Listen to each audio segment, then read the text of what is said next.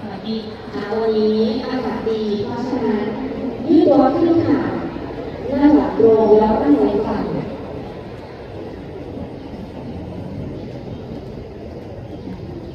มากค่ะก่อนอื่นนะคะคุณครูขอชื่นชมนักเรียนก่อนนะคะเพราะว่าคุณครูเนี่ยประทับใจมากๆเลยสำหรับ2 สัปดาห์ที่ผ่านมานะคะคุณครูเห็นนักเรียนเนี่ยตั้งใจในการที่จะมา